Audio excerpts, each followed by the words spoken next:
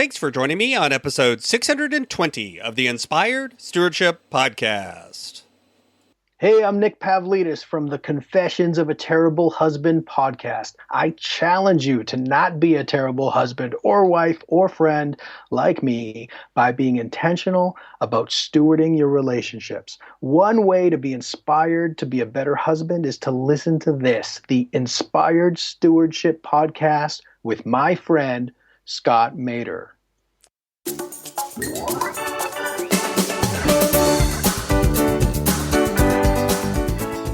You get to break down the limiting beliefs and rebuild them into enabling truths. You get to do the hard work and understand why you've always been acting a certain way with money and why you keep repeating the same actions over and over and getting the same results but not being able to change. Welcome and thank you for joining us on the Inspired Stewardship Podcast. If you truly desire to become the person who God wants you to be, then you must learn to use your time, your talent, and your treasures for your true calling. In the Inspired Stewardship Podcast, you will learn to invest in yourself, invest in others, and develop your influence so that you can impact the world.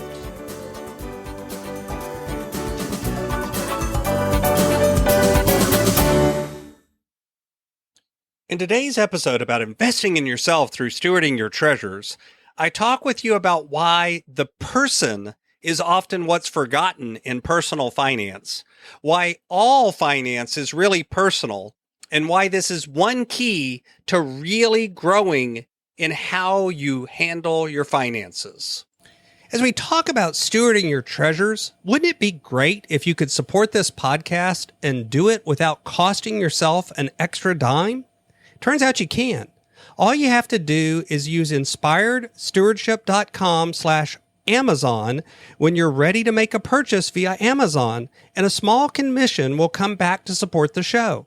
If you enjoy the show when you're ready to buy from Amazon, just use inspiredstewardship.com/Amazon.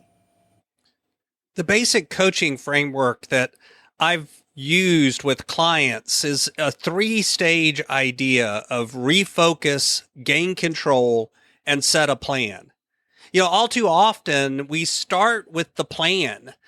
People talk about this is all you have to do. Just save $650 a month from now until you retire and you'll be fine. Or if all you do is spend less than you make, you'll be fine. The idea is even a budget, let's do the budget. Let's set up certain percentages that we spend for different things. All of these are focused on the plan. And all too often, the single most important step is in that refocus stage.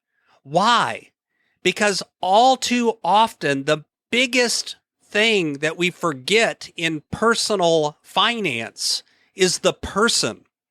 The truth is how you're wired, your family of origin, your history of money, your beliefs and limiting beliefs about money all affect how you deal with your personal finance.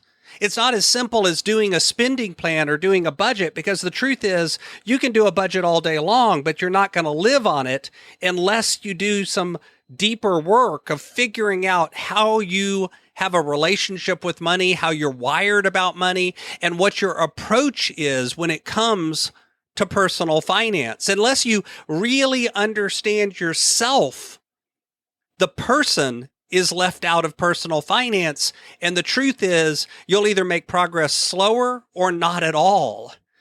I've seen it happen time after time. People come in for coaching and the first thing they want is a plan. Tell me what to do. But the truth is, first, we've got to do some work of unpacking a little bit about your priorities, your values, what you do. Yeah, we can still do the work on gaining control and setting a plan at the same time that we refocus. But the refocus is the most important part, because all finance is truly personal.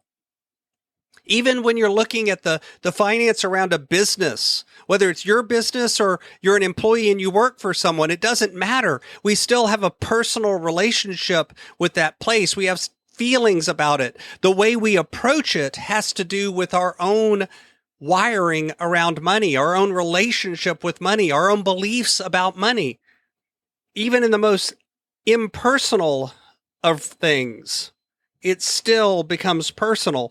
All finance, all of the ways you have a relationship with money are personal. It's why, if you're a spiritual person, it's why the Bible talks about money so much, because the truth is our relationship with money often is the thing that gets in the way of having a good relationship with God, or having a good relationship with others, or even having a good relationship with ourselves. All finance is personal at some level. Recognizing that, unpacking that, doing some hard work, sometimes even therapy, if you have a particularly negative relationship with money, is a key to really growing in your finances, much more than just having the tools. See, you can have a great income, but if your relationship with money is such that you always think of it as a limited thing that you always have to fight for, then it's really hard for you to have an open heart and an open mind when it comes to money. Generosity would be challenging for you. You would have a tendency to want to hoard things instead of saving with a goal in mind, instead of investing with a goal in mind. You would always be looking for the next bigger, better deal. And that means that your bias is such that you could easily be taken advantage of in some way, shape, or form, or you can overextend yourself and do something looking for that instant win that puts you in a negative situation. By the same token, if you always have a fear about money running out, then again, you can hold on to it too tightly. But if you also think of money as always enough, and the fact that, well, I can always just go earn more, I can out-earn any amount that I spend, then you're going to have a tendency to overspend. And the truth is, it's not that any of these are good, bad, right, wrong, or anything else, but you have to begin to unpack them and understand them. And then you have to figure out, is this really how I want to act about money? Is this really what I believe about money? And then you get to decide, is that an appropriate belief or not? You get to break down the limiting beliefs and rebuild them into enabling truths. You get to do the hard work and understand why you've always been acting a certain way with money, and why you keep repeating the same actions over and over and getting the same results, but not being able to change. At least that's what I see happen when I'm working with clients. I see them begin to unpack and recognize that at the end of the day, the truth is it's always about the person in personal finance, much more than about the finance. This is why that refocus step is so important. Thanks for listening.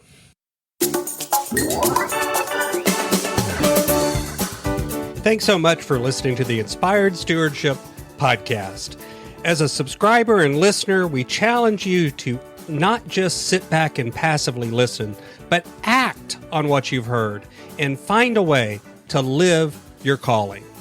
If you like this episode on the stewardship of treasures, you can sign up for our treasures tips by going to inspiredstewardship.com/treasures or text in the U.S. 44222 treasures tips.